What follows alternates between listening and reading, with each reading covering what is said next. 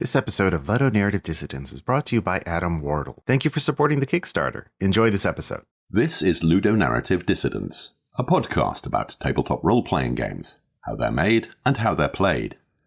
Over the next hour, 3 experienced game designers, Ross Payton, Greg Stolze, and me, James Wallace, will field strip a game or supplement, discussing how it works, how players use it, and what we can learn from it. Read show notes for each episode on our website, www.ludonarrativedissidents.com, where you can also join our Discord server and find links to our library of previous episodes.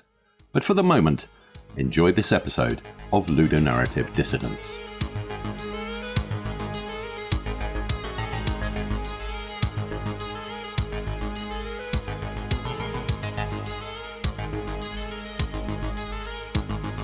Long ago, in the halcyon days of 1998, we published the first edition of Unknown Armies and decided we need adventures to go with this, because what we were comparing things to, as everyone did at that time, long ago, before the dark times, was we compared it to Call of Cthulhu and Dungeons & Dragons, both of which really rely on professionally written adventures. So we got an assortment of writers together to create the supplement one-shots, which was, the idea was, here's a bunch of disconnected, one-off horror scenarios, grab one, do it, and you're done.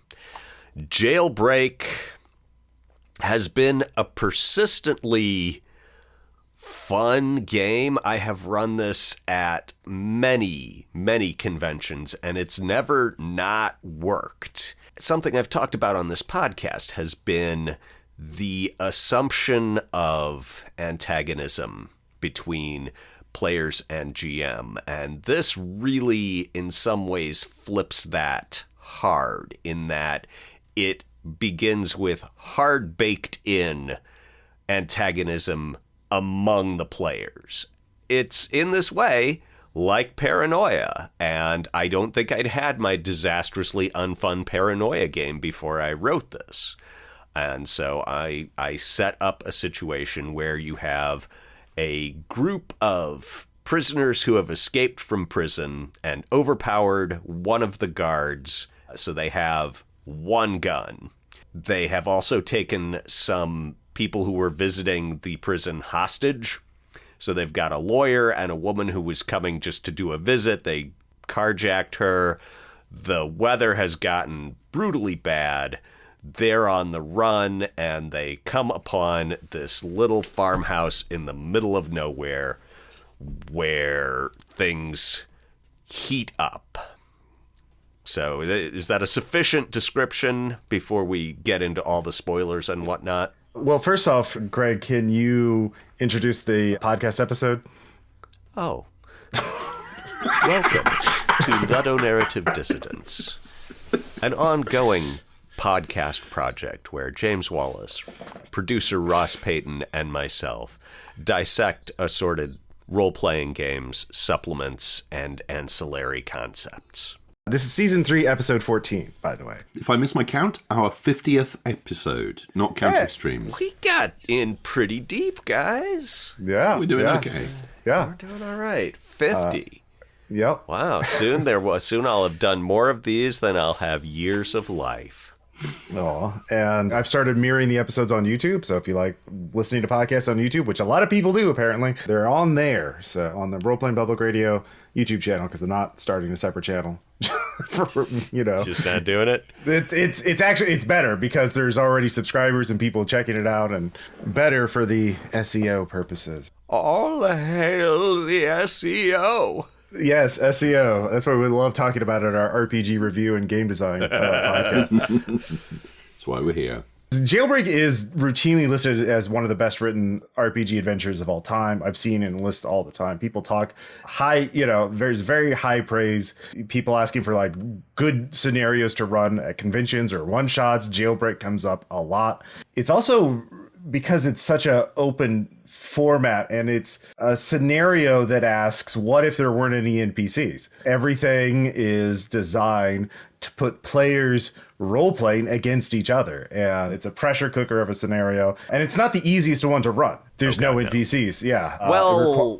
There's, in theory, there are no NPCs. In practice, there are so many characters running around that the GM will have GMCs almost all the time. I don't think I've ever played a game where anyone chose to be the lawyer. So I've usually been able to, when I need to stick my oar in, take on the role of the lawyer and go like, I don't know, guys. I think the guy with the gun is unhinged. I think he could start killing us any minute. At the same time, I mean, there are 10 listed PCs, which is a lot. I mean, there's going to be, if you've got 10 people around the table, controlling that, simply marshalling that. I think this is, for me, and I have played it, which, actually for some of these is quite unusual. We didn't have 10 people, but at the same time, it felt there was a lot of stuff going on. I think it's an adventure in which the GM is much more the director than a participant in a very filmic or theatrical sense. And this is an analogy often used when trying to describe role-playing to people who don't know what role-playing is, that, you've got a bunch of actors and you've got a director who, tells them where to go. I think this is much more that. It's the director who's focusing the camera, saying who's in the camera at this point. What are you thinking? How do you feel about this particular situation? You can point the drama, you can force them or incline them to think about certain things that are going on by provoking them or asking them to respond to prompts as the GM. But this is not a traditional GM role. And for when this came out, and I'll be coming back to this, 1999, that was not a familiar style of GMing to a lot of people. The GM was the guy who said when the orcs came in. That's a line for the episode. Yeah, this is not that adventure. Let me get one thing out ahead of the discussion and be really clear about this. I did not come into this thinking, let's redesign adventures. Let's do something new. Let's do something that's radically different. I'm just like, I don't know, this could be cool. I was conscious that Unknown Armies was a very morally gray setting, that there absolutely is no such thing as cosmic good and cosmic evil. There's just people fucking around and finding out constantly. And that was, in many ways, the stage of my career that I was at. I'm like, will this work? Let's fuck around and find out. Let's give people extremely detailed pre-generated characters who have, where you absolutely know Jake Spundy's deep neuroses. And it is much more... Unknown Armies is a psychological game. It's very focused on character and the internal states of the characters. So when you have a character that you go in and you're like, okay, yeah, this is a guy who's very accustomed to violence, and everything in his internal monologue absolutely reeks of misogyny, and he's in for spousal... I think he was arrested for spousal battery, right? He's clearly a terrible guy, but he is the inciting incident because he is the convict who has stolen the guard's gun. And it's Chekhov's gun. There's a gun in the adventure. It's gonna go off. Or at least simply its presence there drags the drama in a particular direction. It's like a magnet. All the kind of the lines of drama are drawn towards it, even if they don't actually go directly into it. They are distorted by its presence. It's got a gravity that pulls everything around. That's the word. That is the very word. It pulls, and because Jake starts out holding it, he's the leader of the convicts, and he's the primary threat to all the non-convicts. But I very much set it up that, there are convicts who will have reason to turn on him like that.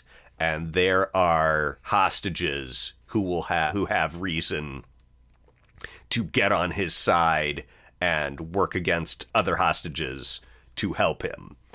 And then you also have the new hostages in the house who start out seeming like normal, ordinary, commonplace hostages, but soon it's like, wait, this house is creepy, oogie, and bad, and I think these people are maybe a third faction. Like, one of the things I do, which is absolutely necessary for this scenario, is the amount of GM advice at the beginning on how to, covering everything on like what pre-gens to assign to what players, how to run it. Because one thing, these certain characters are better for certain players. Like, every player has their own playing style. And this is something that has been, GMs have to quickly realize, right, when they're learning how to run RPGs. We've discussed this now and again in our 50 episodes. Yeah. And some players are more likely to be, I don't know, for fire starters. They like causing drama and being the problem rather than solving the problem. And certain pre-gens are way more suited for that. For example, the convict with the gun, and also the prison guard who was captured by them. So, yeah. I've seen the prison guard be very passive more than anything else. And I tend to assign Jake Spundy, the guy with the gun, the misogynist with the gun, to whomever I think. There are players who will cross-face you to get their time in the spotlight, and there are others who will lay back and just kind of be quiet and less interacted with. And I tend to give Jake to one of the quieter players, just in the sense of, this is going to really even the odds for you getting screen time that you might not otherwise self-advocate for. So Steve Updike is the leader of the convicts, and Jake Spundy is the prison guard. I was confused because it was 30 years ago. Okay. Plus, there's the thing. It is weird. The creator of a work is often the person who knows it almost the least. They'll know the themes, they'll know the underlying stuff, and they'll remember where they were when they wrote chunks of it. But when it comes to the actual text and things like character names, I've had people come up to me and go, "Oh, I love the personification of so-and-so." It's like, remind me which one that is. Yeah, I've had similar conversation with editors about, who is this character? They're the villain. I mean, even as a podcaster, people are like, "Oh, I love," and they'll quote a line from a podcast. I'm like, what are you talking about? It's like, it's from the podcast you posted last week. It's like, I recorded that 4 months ago, and I've recorded 35 podcasts since then. So do you ever think maybe you overwork just a smidge, a touch, a wee dab? Maybe. He loves the form. I do love the form. It turns out, yeah. So, yeah. Greg, on a related question, how many times do you think you've run this adventure? Oh, I don't know. A dozen, maybe more. That sounds right. Yeah. I mean, it's not a huge number, but I mean, still, considering that it's been fun every time, and that I did not go to a ton of conventions due to being an introvert. So yeah. I'll guess around a dozen. Cool. I mean, that's a lot more than most people run most of the adventures they've written. It's interesting that you said earlier on you didn't set out to design a new form of adventure, because the year before I didn't set out to design a new form of role-playing games with Baron Munchausen. But you have a cool idea for something, and you think, I'll see where this goes. I'll see if someone would like this. You don't think, I'm doing this for the innovation. It was I think, like you, it was only latterly I started realizing, actually, no one's done anything like this before. Well, the field was smaller then, had even less history than it has now. And less communication as well. And less communication. There was not a global internet where people were saying, "Oh, have you seen Space Junkies? It's really cool." It's like if Powered by the Apocalypse was done with charades. And then everybody has to find out about Space Junkies. And I mean, and a thought I have had recently is that tabletop role-playing games, as we know them, are largely as old as us. I did see a graphic novel recently that was, purporting to be the history of role-playing games, and it goes back to, like, rituals in ancient China and the Commedia dell'arte and every kind of imaginative or improv theater, and then also H.G. Wells's Little Wars and wargaming, and tracks those histories. But I don't know. I got to the part where in the modern day, and I'm like, and now you're going to mention a role-playing game that isn't Dungeons and Dragons, right? And they never did. I am wondering if it is possible that these two people who wrote and got published an entire graphic novel that wasn't done by WotC are like unaware that Call of Cthulhu exists, or that there was once upon a time a game called GURPS. I don't know. It freaked me out. But back to my central point, gaming is still really, really young. It's probably not even in its adolescence yet. I mean, the first novel in the West was Don Quixote, and the first novel in general was, the Pillow Book of Seishonagan. So, novels have been around for centuries, but tabletop role-playing games where you embody someone and you don't know what is going to happen or what can happen, and there's this weird interplay with a sort of semi-narrator character, yeah, that happened in the 70s. So it's nowhere near its final form. It's probably not even in its second instar yet. I mean, yeah, that's definitely true. I mean, the film is barely a century old, and a little over a century old, and video games are even less old than tabletop role-playing games. Depending on how you look at it. Probably actually a little older. I mean, they started coming through. Sorry to jump in. This is a bit that I kind of do as part of one of my regular lectures. Video games, in the sense of being a form that people genuinely worked on, really you're talking the early 70s. The very first arcade games, the stuff, people became aware that outside of computer labs that these things existed. Pong. And I kind of talk about the history of cinema and the two great leaps forward, the introduction of sound and the introduction of colour. And if you look at video games, you can talk about the similar leaps forward, the introduction of sound being the equivalent of the introduction of 3D and the jump to the PlayStation and fast processing there. And suddenly graphics become completely different. I don't think video games have had that second leap forward. People go, oh, VR. No, piss off. VR is a busted flush. And, I've lived through so many VR hype cycles back to 1992, and I was aware of it before then because I had a friend who was a researcher working in it for the car research things, doing, enormously expensive headsets costing, hundreds of thousands of pounds. Not just dollars, people. Pounds sterling. A real currency.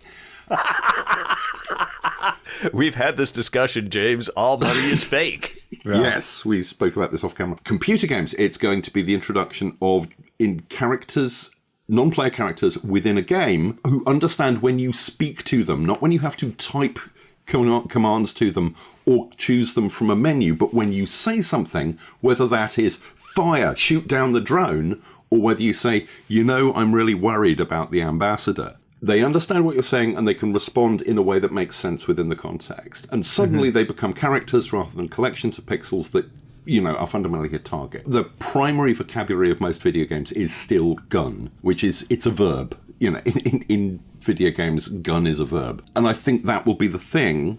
And yes, it's going to be, at least initially, it'll be a massive technological investment, and then so was 3D back in the day, but it will transform everything. In role-play, it's interesting to try and map those. What were the great leaps forward? Was the Forge and the stuff that came out of the Forge, and was that one of them? Was Powered by the Apocalypse one of the great leaps forward?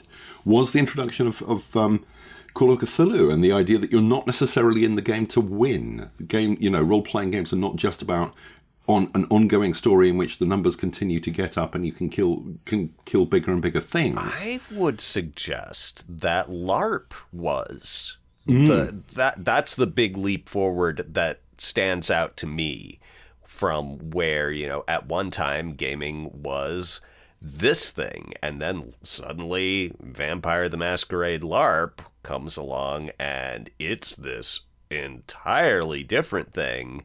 All the people doing one have an entirely different set of stereotypes than all the people doing the other. And it brings in people who otherwise seemed to have no interest.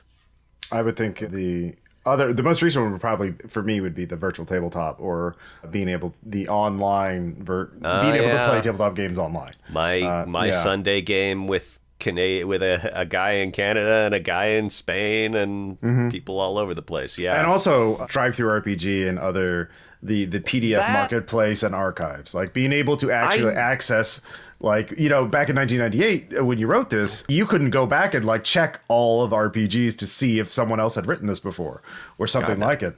Yeah. And now we can. We were just farting around seeing what happened. I was going to say that back then, it was your friendly local game store. And if your game store owner had decided he friggin' hated Steve Jackson, you weren't going to get no GURPS books there. Yeah, and he would cheerfully tell you that they were out of print and Steve Jackson had gone bust. Yeah. You know, just as an excuse for not stocking them. But just trying to get accurate information to consumers in the 90s was nigh. You had to do it through magazines. Oh, yeah.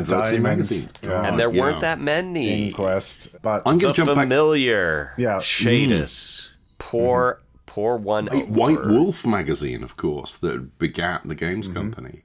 I'm going to jump back to LARP, if I may, because I think LARP, you're right, LARP has a kind of a parallel development. The first LARP that I'm aware of was Treasure Trap in the UK, which was very much a boffer LARP, actually in a castle, a genuine castle.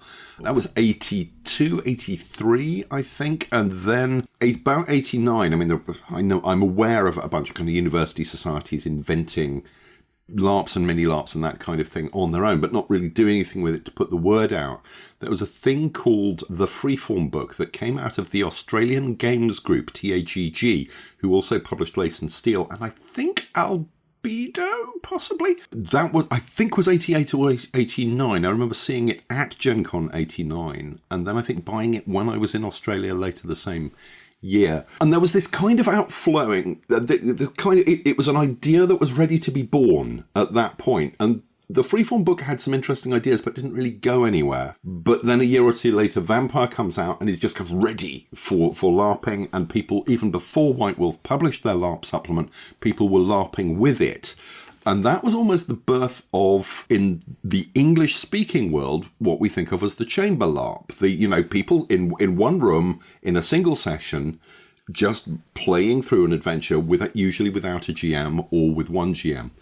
What year did you say that was? Because I muted myself to look up what year Rona Jaffe published Mazes and Monsters. Well, that was way before that, I think. That was I want to say 83, 84. I think the Tom Hanks movie is 83 or 84. I could be wrong. Tom Hanks movie, his first leading role, was 82. The novel is 1981. And I'm like, wow. Did Rona Jaffe invent LARP? Holy crap. Yeah. Because, I mean, did it... Okay, so for those of you who haven't seen any movie from 1982, the premise of Mazes and Monsters is kid gets really involved in a role-playing game, and then his girlfriend breaks up with him, and he goes and has a psychotic breakdown in the sewers, thinking that he's his role-playing game character. It is a flagship product of the anti-gaming satanic panic wildness. Yeah, it's a made-for-TV movie. It is available on Blu-ray, actually, from a boutique British Blu-ray publisher, actually run by an old friend of mine, David Hughes, who I've mentioned a couple of times before. You remember? Bang! You remember there was the Colonial Marines Technical Manual when we were discussing the Alien role-playing game. He edited that, and I've mentioned him a couple of times. I quoted him, I think, in the show notes. He's a lovely guy. Anyway, so you can watch Mazes and Monsters in something other than blocky pixel vision, badly VHS transferred on YouTube. It is freely available on YouTube. It is very bad. It's a terrible movie. It's a terrible piece of agitprop. I mean, in both senses of the word, it has clearly taken as its premise, these games will rot a developing mind and imagination is bad, actually. Also, it's poorly executed, with the exception of Tom Hanks. You know, he's watchable. Okay, whatever. I am genuinely wondering if she had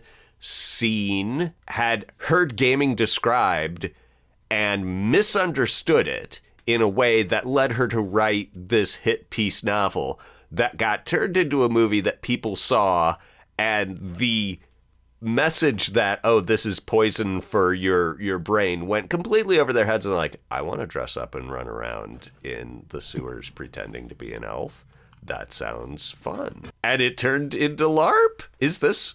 Well, I don't think that's exactly how it happened, and all of it. But you wonder if that sort of pushed it forward, made it comprehensible to people, ripened the idea in the minds of designers.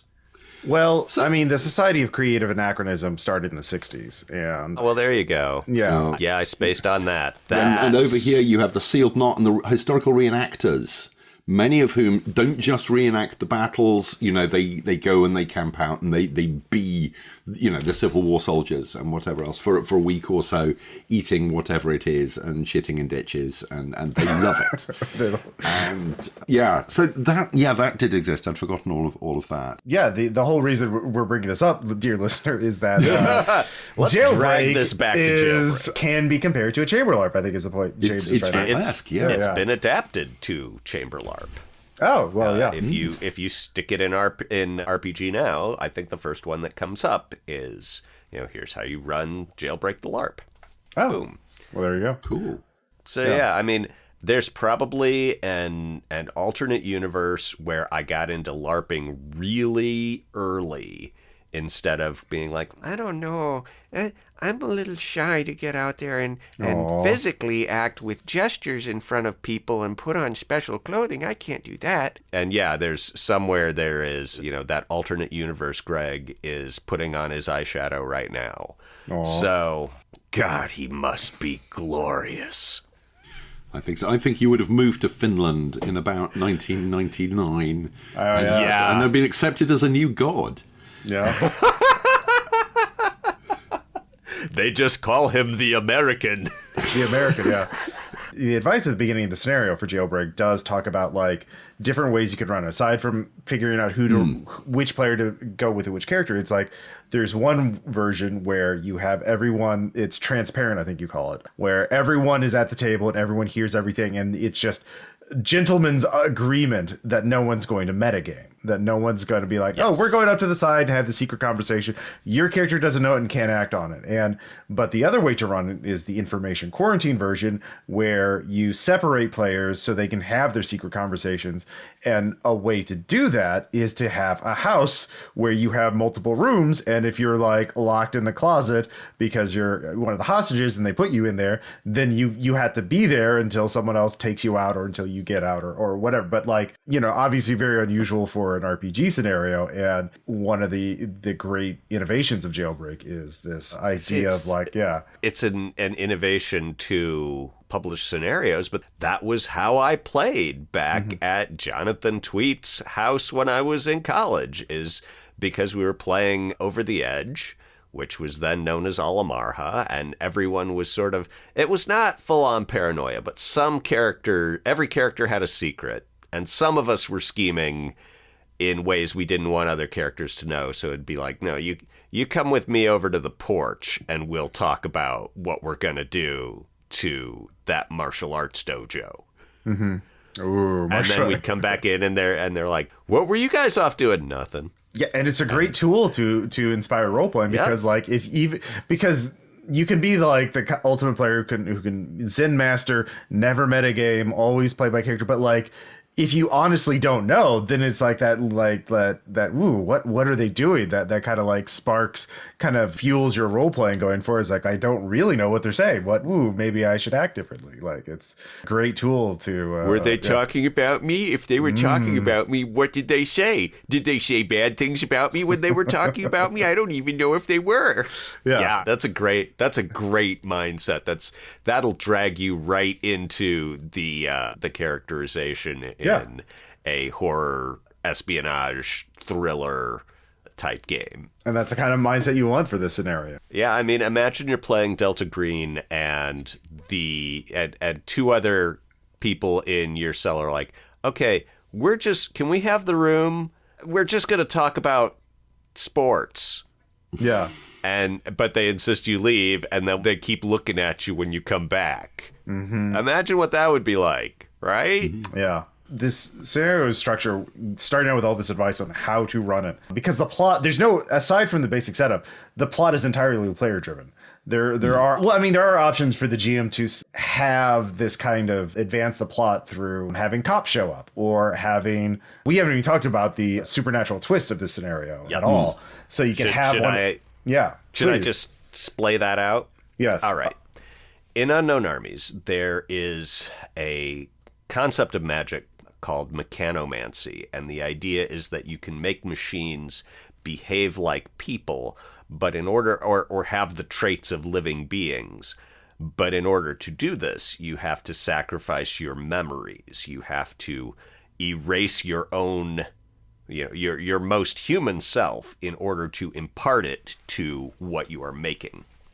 And so the old dude living out in the middle of nowhere is one of these enchanters who has fried his brain practicing his craft. You know how the hatters in Victorian England would get brain damage from mercury fumes and become unpredictable and unstable? Think that, but this means that he has something in his basement that can tear you to pieces. Mm-hmm. Addict, yeah. Or addict, yes. Yeah. Well, the one in the basement looks scary. The one in the attic is scary. He killed a border guard to turn him into a sort of simulacrum machine, that would talk them through their passage. And this thing is only partially under his control, so he keeps it locked in a trunk in the attic. We're spoilering this thing completely. We're spoiling the hell out of this. Not just a border guard with the hots for his wife. He was the original wife guy. And she's one of the player characters, and I'm like, you got to get Ella in the mix. Ella Kizmersky is, get her in early and give her to someone who won't put up with this shit. Because what eventually happens almost every time is Ella gets hurt, sees the gears under her skin, and realizes my husband turned me into one of his freaking things.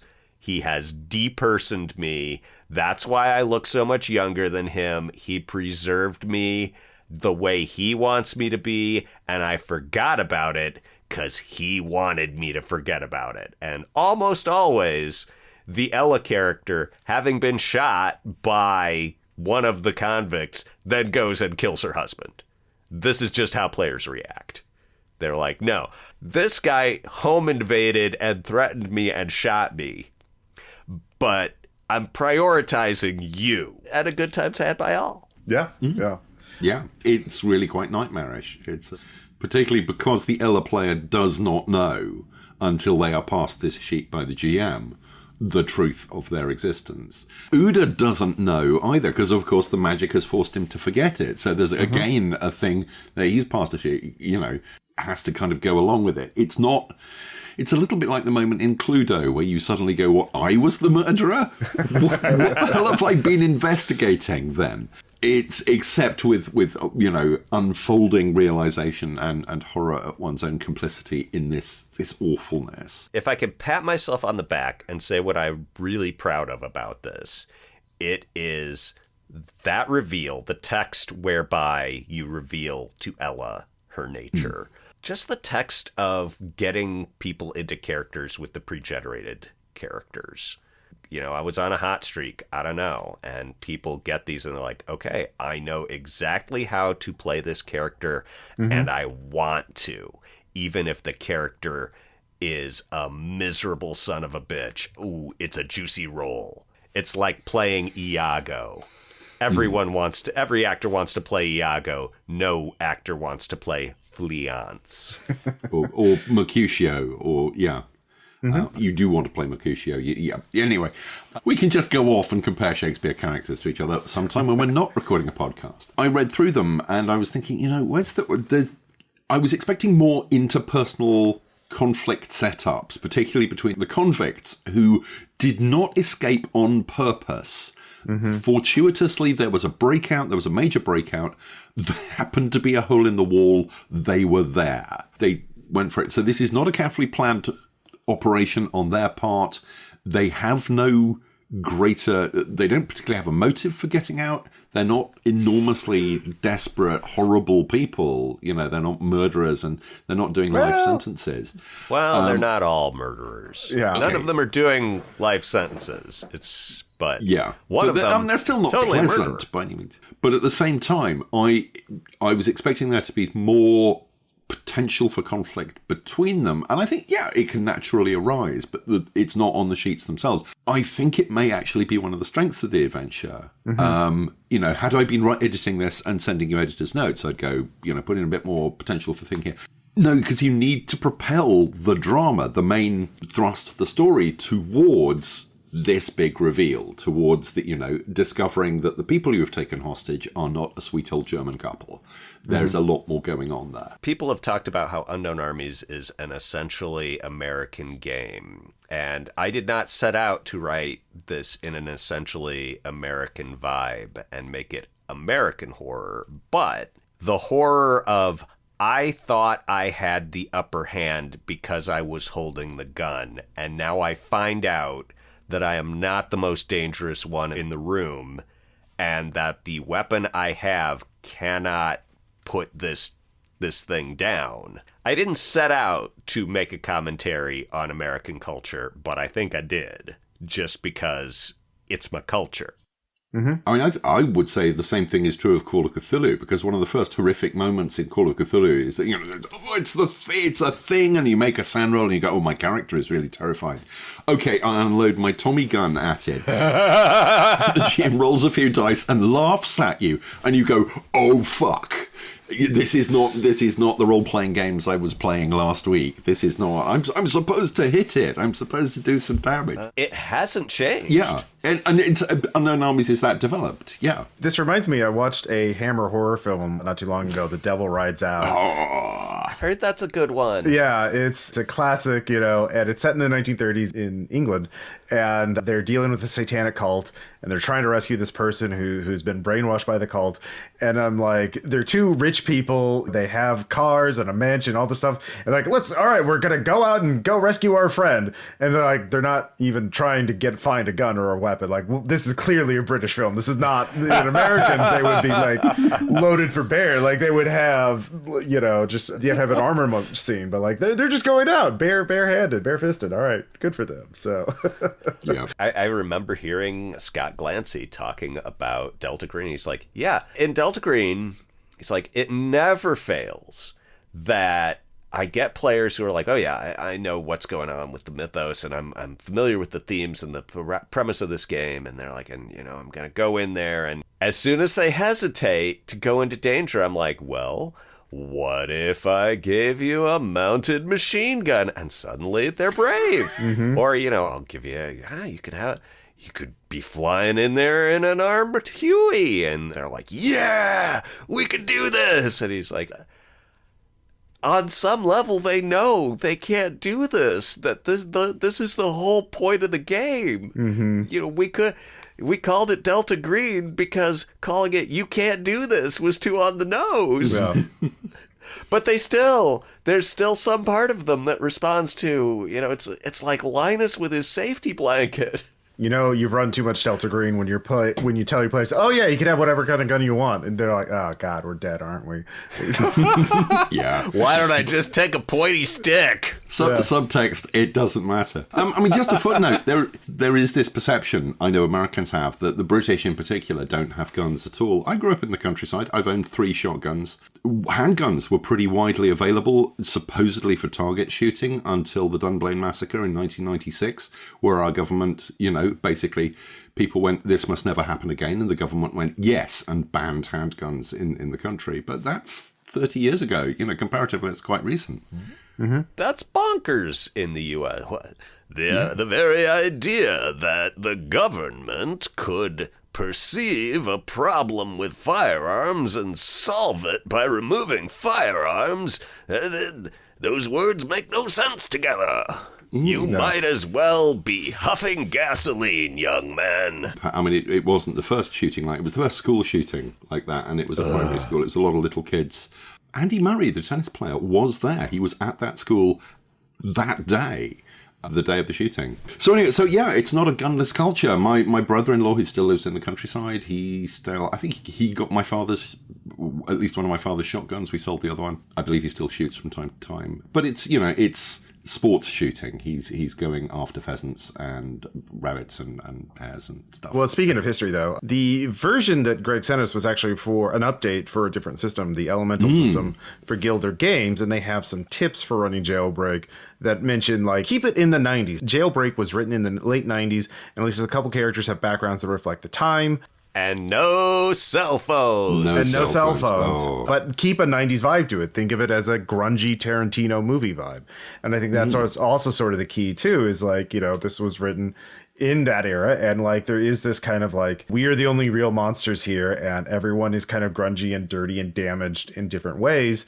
And there's no heroes. That also kind of contributes to making this scenario work so well. It evokes that aesthetic, that era. It's kind of written in a way that you could easily transplant it in another country or era, almost. Anything, you could even set it in the 1920s. It would not be very hard to do this. It's isolated country houses are in most countries. Yeah. So yeah, you could easily put this in England. The concept of the isolated country house where horror happens is so robust. You can't put it down. There is no way you can damage that concept until it's irreparable. There have been more bad movies and stories and books premised on, there was a house in the country and bad things happened there in the past and continue to happen there in the present.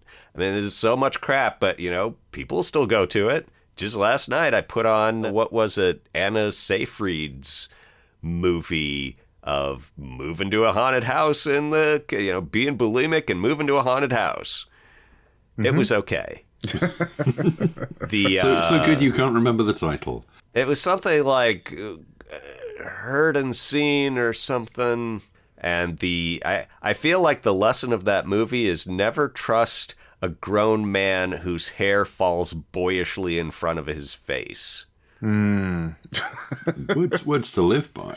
Yeah.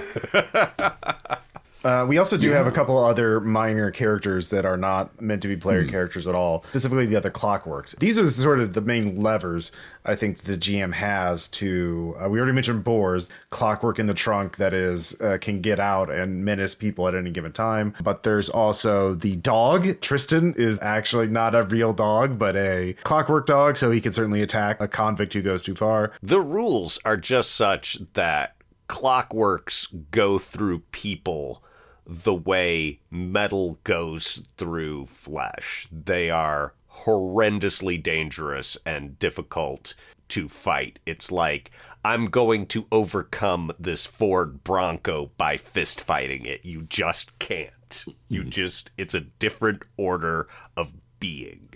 There's a little thing in the bathroom. There's a razor holder that looks like a novelty razor holder, and it's a clockwork, and it slashes at you. And I remember when we played it, it's reading through the text here. It's meant to be kind of, it slashes at you and you knock it and it smashes and you go, what the fuck? I seem to recall there's like a 3 or 4 round combat against this bloody thing. It was like swinging from the light fitting. It was, it's somebody loved Evil Dead. Oh yeah. I mean, there's influences, but at the same time, we were having problems smashing it because I think as statted, it's actually more powerful than it is described in the text. Oops. I was young. I didn't know what I was doing. We've established I was messing around, right? But it all worked out okay. Yeah. Who had time for playtesting? Where were we in the 90s? Down raving, out at illegal raves, and I actually played it last year, not too long ago, for someone who was trying to set up this premium GMing experience. I remember I was actually the prison guard, and I managed to get out and I went up to the master bedroom, and that's the clockwork that looks like a 14-year-old girl with a blue velvet dress playing with a violin, and all she can ask is, would you like me to play for you? And my character is like, oh my god, they have a neurodivergent granddaughter here, and I'm like, oh, please stay quiet. And I never realized, you know, it'd been so long since I've read the scenario, I forgot that she was also a clockwork. So yeah, that was I liked it. I also like the boxing animals, the gorilla and the bear, because that's a great hint that something unusual is going on, because they actually fight. They react to each other by ducking and weaving and actually having not just blindly punching forward. Observant characters can realize something's up. And then, of course, the seller has the rack, which is an amazing character, although I've not interacted with him, you know, when I played it. Well, you've seen the illustration in the original, the Brian Snowdy illustration. Yeah, it's a great piece of work. It's amazing. The rack is not as dangerous as it looks. It's like Uter's workshop, but because he assembles things that look like people when you go in the basement, I suggest that, you know, before they find the light, just come up behind them and say, as you're walking, you feel this, and then just take your hand and gently drag it across their forehead. Yeah, like, I love that bit. Yeah. Is this something you could do to people without asking them if they're okay with it Definitely anymore? No, you definitely want consent. Get consent right at the start, or even in the emails right at the start. Yeah. Or you know, hope they forget.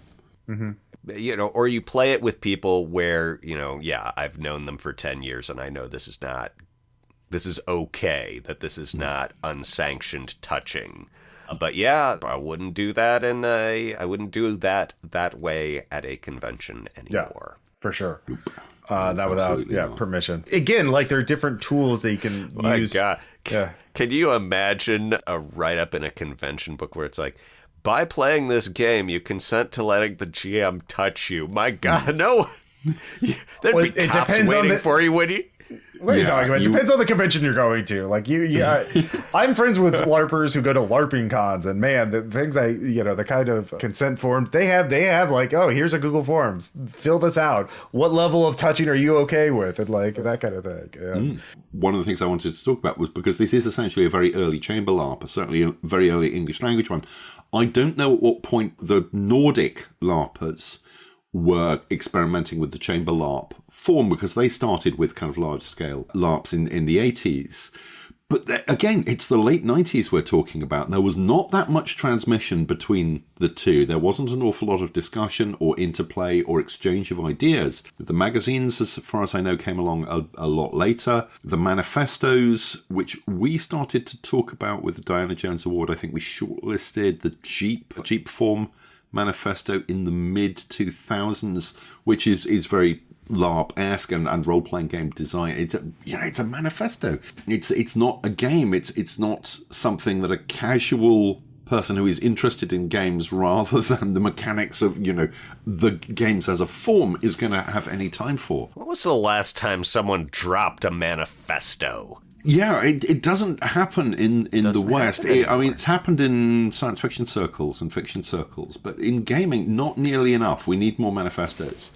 Well, and I'll drag it back to, the reason you don't have manifestos is that we have passively accepted that commercial value is the only value that matters, that a game that was played one time by 10 people, but changed their lives profoundly in a positive way, has no purpose, no meaning, and is considered a failure because unless you got $1,000 from each of those 10 players. And I'm like, things can just be art, things can have no revenue stream, but still be good and nice. This seems to be a concept that the internet in particular has alienated us from.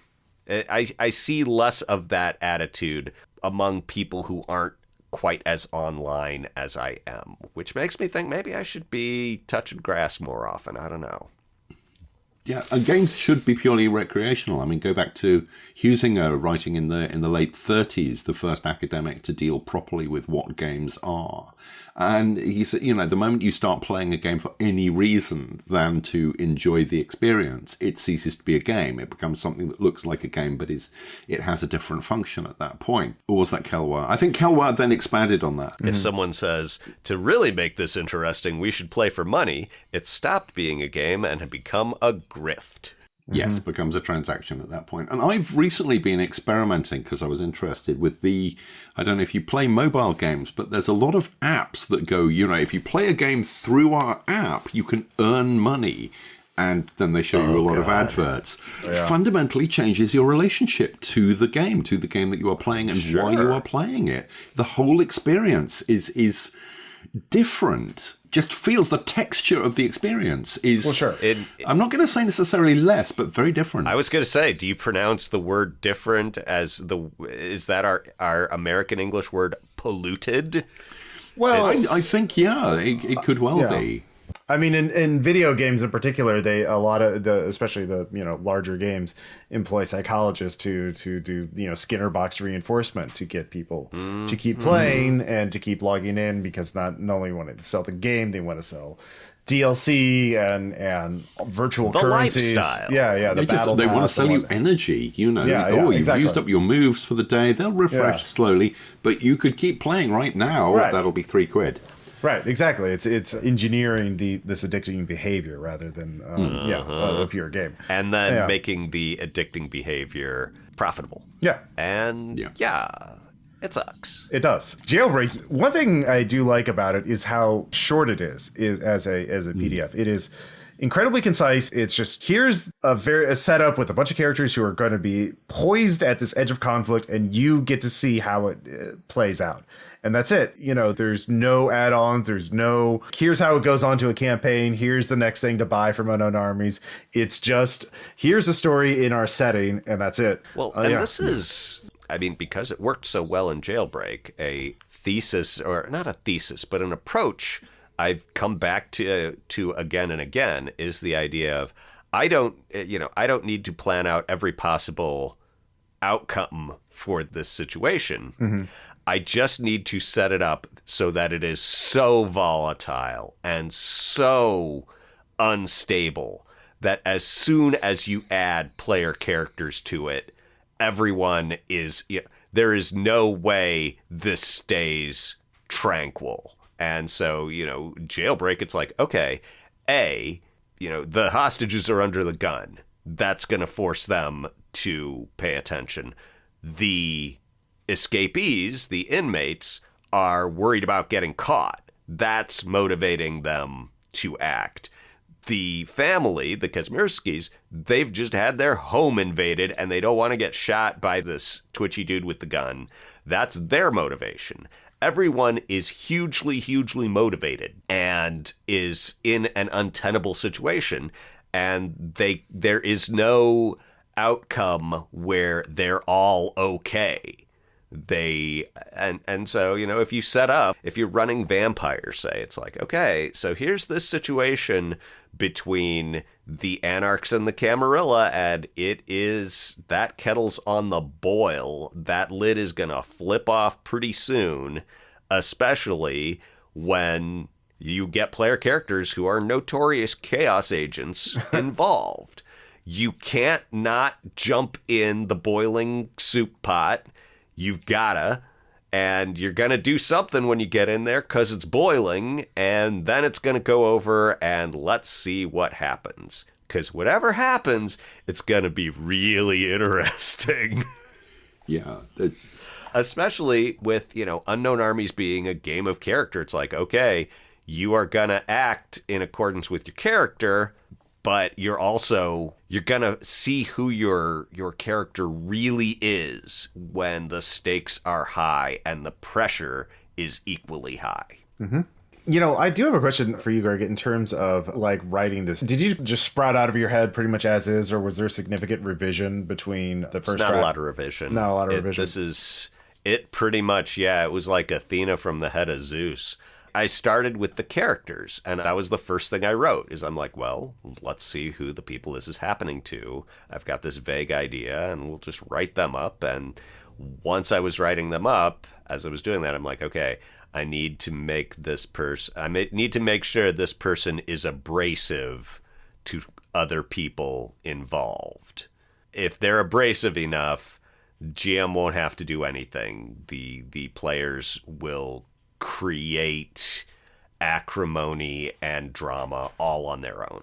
That reminds me of another bit of advice that goes by in just like a paragraph, but it's very good, which is the emphasis of not letting the players pre-plan anything.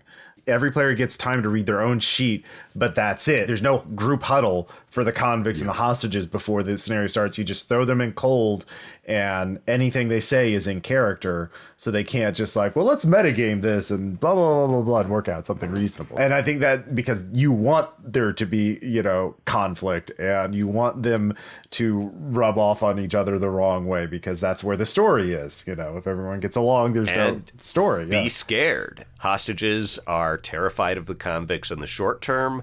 The convicts are terrified of the hostages in the long term, because the hostages represent, whatever we were in jail for before, we've now added escaping and kidnapping. Even before anything, even before we shoot any of them. So they are all hazards to us. And, so our only real play is to try and keep moving and escape.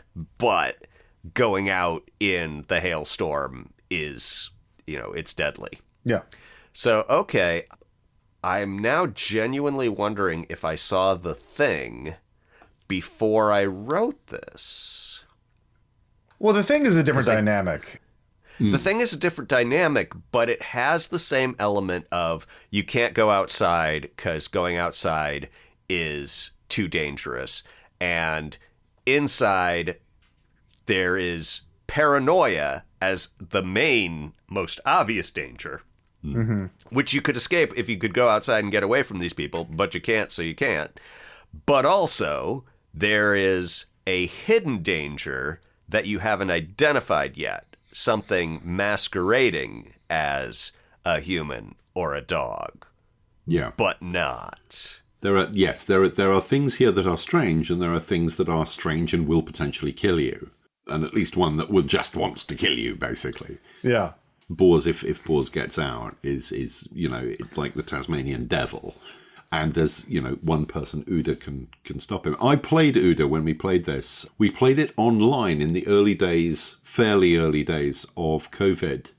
I have to admit my memories are not entirely clear, because I was suffering from long COVID before long COVID had a name. And I was aware that my memory was not working right, but had yet to work out new processes for dealing with that. So I don't, I remember little bits of it, but I don't have a clear picture. But I think, one of the things was we didn't realize how Unknown Armies it was. And there's a lot of this that isn't Unknown Armies, but the Machine Mancer, sorry, I've forgotten the actual name. Mechamancer, I think. The Mechamancer bit. Mechanomancer. Would have been useful for me as to understand that without necessarily realizing that there were memories that I had forgotten. Because as I recall, when the climax came, it was just kind of, okay, this is quite a lot to take on board. I didn't really know this was part of the background. If we had been told it was Unknown Armies, then I'd forgotten. I'd gone, oh yeah, I know Unknown Armies, having not in fact read it since you and John sent me the manuscript back in the late 90s, and I turned it down like a fool. Yeah. James, do I understand correctly that you were playing the role of a man suffering from memory problems, but who doesn't know that he's suffering from memory problems, while you yourself, a man, were suffering from memory problems, but didn't yet know that you were suffering from memory problems? Is that what I'm hearing here, James? Is that the situation? I believe I now owe you $120 for this session. Yeah. It's what we call commitment to role-playing, Greg. Oh my God, I've done it again. I've predicted the future with Unknown Armies again. I hate this. Every time it happens, it's terrible. This is the worst monkeys in my life. Uter is, his magical abilities, obviously are mentioned in the background, but it's not like as highlighted as like you have supernatural powers. Yeah, his power is making things which takes weeks. Yeah. But you don't like have a list of all the clockwork devices that you know of in the house. So it doesn't specifically mention that Tristan. That might have been a good thing to mention. But I mean, like Tristan as a, but maybe he forgot. Maybe he did also. Yeah, just forgot if your dog died, wouldn't you want to forget that your dog died? Yeah. Especially if you had your dog, your wife, your dog back. Yeah, exactly. It worked for Ella. I mean, your dog, your wife, your worst enemy, all these things. Yeah. Maybe you want to remember the worst enemy, actually. That's probably a good one to keep. Mm-hmm. Yeah, the one thing that didn't quite ring true is why is Boars here? Why did they bring Boars with them from the old country? I mean, yes, there's the customs element and stuff, but essentially they're smuggling a clockwork body in a trunk because he's if he goes off his programming, Uda can instruct him, but the moment he completes the instruction, he then has free will, and his free will is murderous. Imagine getting rid of that. And you're like, I'm 90% sure that he's stuck at the bottom of the ocean. But man, that's a thing I want to be 100% sure of, because I don't want to smell seawater one morning and the next thing I know, my head's across the room from my body. Mm-hmm. And it's like, it's the tiger by the tail problem. Oh, well, I am now involved with this horrifically dangerous force. I don't want to continue to be involved with it, but at the minute I stop being involved with it, it may become twice as dangerous. So, you can't really hang on, but you also can't really let go. Yeah. Keep your friends close and keep your enemies closer, I guess. Keep your friends close and your enemies in a trunk in the attic. Yes, having made them into murderous cyborgs. I mean, it's also like you want to have flawed characters, right? You want to have everybody to have big, like, glaring weaknesses that can be exploited by other characters. If nobody has a flaw, you can't really, rip them apart for the story. It is based on the strength of these characters that they are all engineered to come into conflict with each other and also to have something really wrong with themselves so that other player characters have something to use against them, Yeah, I think that's why the scenario has done so well over the years, because it's so easy to pick up and run, but it's so robust that there's probably been run thousands of times since it was published, and it's probably got every single time has probably been pretty distinct. I would. I mean, some patterns repeat. Yeah. They, it's like rhymes, right? Mm-hmm. It's not exactly the same, but you're like, oh yeah, no, they're related. But yeah, this could go in a lot of different crazy ways. Yeah. So especially if the GM has the cops show up or has boars break out and start rampaging around. The thing I did when I was running it at conventions is usually things would be that you'd start off with all the hurly-burly argle, and it's getting settled and getting to the house and everyone having to talk in character about, well, what do we do now? No, don't do that to me. No, wait. Everyone's getting side. Please, sir, have mercy. And then there's like this break. Mm-hmm. And usually the convicts, take a moment and kind of collect themselves and are like looking for food and trying to dry off. And at some point, they feel like they've got things sort of under control. And that's when I say, oh, and you hear this from upstairs. And that's usually all it takes. Because then they're like, we have to explore the house. We have to secure the area. And once they start doing that, it's like, oh, yeah, this bathroom's safe. Look, there's a cute little figurine holding up a straight razor. You might want to pocket that. You might not want to let that old man or the housewife or the feisty housewife get her hands on that straight razor. Oh, yeah. Why don't you just walk on over to the sink, pick that up, close it up, slip it in your pocket, and then if the guy with the gun who made you search the house instead of doing it himself gets a little uppity, well, you'll have a little surprise for him, won't you? I like that. Yeah. Sometimes I talk to my players in ways to put ideas in their head that is maybe, I don't know, maybe this is a bad habit that I'm like, am I playing this guy's character for him? But I always try and present it as just a thought, just a suggestion, just the devil on your shoulder. Yeah, I honestly think that the RPGs are better played at more. It's more like theater than movies, right? It's more broad. You have to go big. Subtlety is so hard to pick up on. Subtlety looks like nothingness, like you. So that's my instinct. Is Someone who's a really good actor could probably do. I mean, Yeah. I've seen people spontaneously improv these deeply moving and nuanced performances just out of nowhere, just pulled from the bleed, right? That's great, but you can't rely on that, and not everyone has the skills to do that. Yeah. Not everyone wants to, let's be honest. And not For everyone some people, wants to, yes. That's not a style of roleplay that everyone is either familiar with or comfortable Points to James. That's it. Yeah. with. A lot of people want to say what their character does and roll the dice. And we have to accept. And that's fine. Yeah, and that's where a lot of the market is. Though I think actually stuff like, a lot of the actual plays, the big market actual plays like Dimension 20, and the name of which I'm forgetting. Critical Role.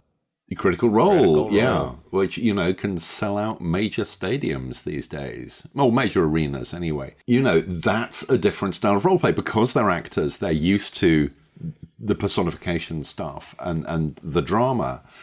And people are learning that, their first exposure to roleplay is with this dramatic form rather than the tactical form that role-playing games inherited from war games. And I'm plodding through the first volume of Playing at the World, the second edition at the moment, and it's clear just how much was inherited from war games and how much was assumed that people would play role-playing games as if they were war games. Okay, well, here's the question, though. All right, if these had started out hard on the sleeve, saying, okay, the point of this game is to be a giant drama nerd and just emote violently all over the room, I don't think it would have worked as well. I think that the fact that people had it as their own idea that, okay, no, the tactically smart thing to do is to leave those guys to die and, grab the treasure sack and get out of there. That's what my rogue should do tactically, but that's not what my character would do. He would do a face turn and go back for them. That's the moment. I think great stories and great games have this sort of duality where they say they're about this, but they're really about something that is totally different. The real treasure is the friends we made along the way is a cliche, but it's a cliche for a reason. And The Babadook is about a scary book. Yeah, but it's the war game stuff. Once you get in this mindset of thinking my guy is fighting this war, you've established stakes, and once you start rising them, you start getting invested in these stakes, and that's where the emotional and the role playing comes through. If you just start with the role playing, you don't have that emotional connection to the character or to the story. Or it's fake. Yeah, it's fake. Yeah. You're just playing a role. You're just reading lines or improvising based on a premise. You probably will not care as much about any character in any game in session 1 as you do by session 8. Okay, yeah. The genius of Jailbreak is that the characters are so well written and the premise is so simple yet so compelling that it's sort of a shortcut to those emotional stakes. People oh, I'm this person who's flawed and messed up, but I really want to see what happens to them. And I have no one else but the people in this room to bounce off against. Let's go. And it's a one shot, so I can do whatever I want. It's not like a campaign. So yeah. There is nothing to be gained from playing it safe. I can just leave it all on the table. It's my permission to be operatic. Yes. Yeah, so that is the great strength of a one shot. But I think also this is very much not a typical Unknown Armies scenario, but at the same time where Unknown Armies, I think people came to it perhaps from Call of Cthulhu going, it's modern horror and stuff like that. Call of Cthulhu characters are just, you generate them and they have no inherent story, and particularly not a tragic story. Unknown Armies characters almost all have tragedy built in because of what they are sacrificing to go, to follow this path. And I think that has rubbed off here. It's, these are characters who will, or at least two of them are almost certain to have a tragic end. And in a way that the players, they may enjoy the experience of emoting that, but at the same time, they will feel it. The revelation that they have done these things or they have become these things is genuinely horrific. And we've talked about horror in games and how difficult it is to make them genuinely horrific rather than just playing with the tropes of horror, which, Call of Cthulhu, for all its strengths, I feel does. And I think taking it one stage further, I think it's one of the things that Delta Green also does. It's about the sacrifice. It's about what you have sacrificed along the way, because you kind of have to. Mm-hmm. You can play Call of Cthulhu. I've seen it get into the really genuine, okay, no, this shakes you. Yes. But I don't think as written, particularly not the earlier editions of it, it doesn't do that. Players may bring that, and good GMs may bring that, but I don't think it's there in the rulebook. Yeah, I mean, that's like saying, oh, well, is the sculpture... I'm not sure the sculpture is there in the chisel. I mean... It's in the scenario writing, and Call of Cthulhu's have a lot, Massive Night of Lothotep is a great campaign, but it's not it's pulp, right? It's not about it's a pulp adventure. Yeah. But compare it to No Security. Mm-hmm. Yeah, No Security. And it's when you find out what's going on with what's the deal with the second one where they're the perverse immortals. Oh, right. So we're talking about No Security, which is a series of Great Depression era horror scenarios that they're written as system free. They're written to be generic, system neutral. I guess I just think of them as Call of Cthulhu scenarios. So there's one scenario, I'm blanking on the name of it, but immortals who essentially, the Wives of March. The Wives of March are basically these immortals that anytime they procreate with a normal person, the spawn that is born from them is a clone of the original wife of March. And so they have memories of every single life that they lived, and they don't care about their own. Each copy has human mortality, but the mind is the same. So imagine being born 1,000 times over, and it's pretty horrific, as they all are. I'm also thinking one of the more emotionally compelling Call of Cthulhu scenarios for me was Machine Tractor Station 37, I believe. Kharkov, which is set in 1937, Soviet Union, going to this remote area in Siberia and finding horrific things and realizing, it's not going to go well for any of us, So to get back to Jailbreak strips everything down to the bare minimum. There's only one supernatural element involved, and that's the real it factor that spins everything else into an unconventional scenario. Arguably one of the characters has mild second sight. Oh, that's right. Yeah. She can read auras, right? Oh, yes. Yeah. So, but nobody ever wants to play her. Yeah. But it's a great scenario. You don't need a lot of words to write a really great premise. Just having that idea and executing it well. Definitely something, if you haven't run it before, I'd recommend running it. It's easy to adjust for other modern systems. Let me throw this out there. This is something that has come up in my writers groups more than once, is I encourage people to, are you leaving room for the reader here? If you tell the reader how to feel, that's not very powerful. If you give the reader all the information they need to decide that, this situation is terrible, then they will feel it, and it will be more immediate because they have ownership over it. So what Jailbreak does is it leaves a lot of room for the players. Role-playing games innately have much more room, by their nature. You have a lot more input to a role-playing game than you do to a short story or a novel or even a computer game, where however many options you have, they're options from a limited menu. And so what this does is just steers into that tendency of what gives it its power is space for the players.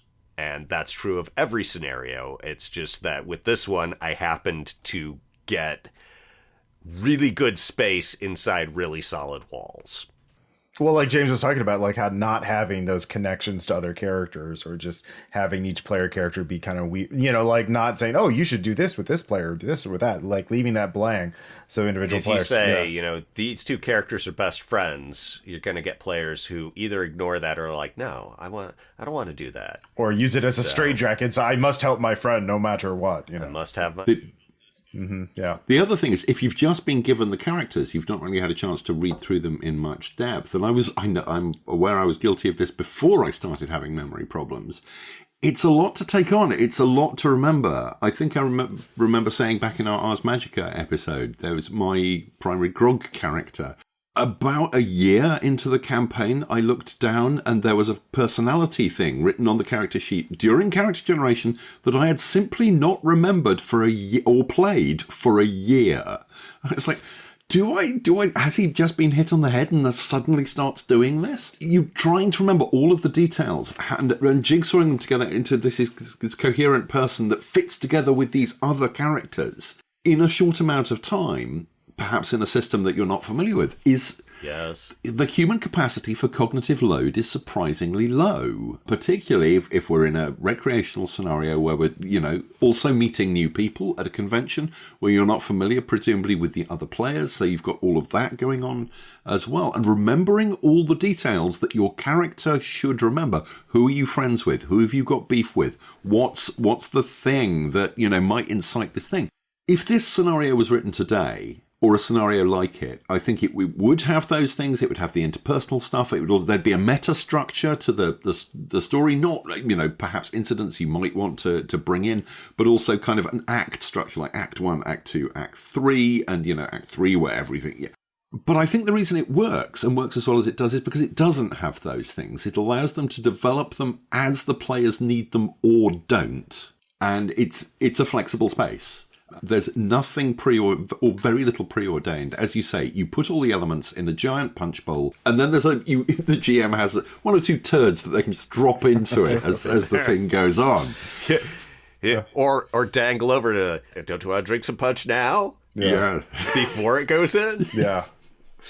So, yes, before there's the thud on the ceiling. Yeah, perfect summarization of why Jailbreak is a great scenario. Thanks, James.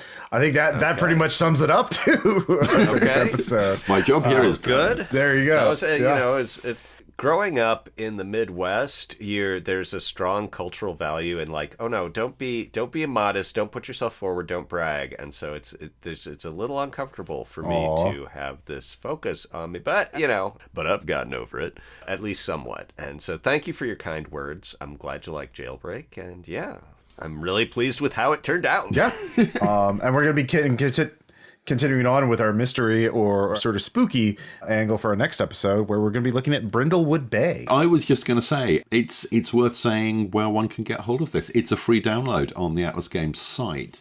But there's also the expanded version. The Atlas Games version is only 18 pages. This is a very slim, fast read. It is well worth looking for.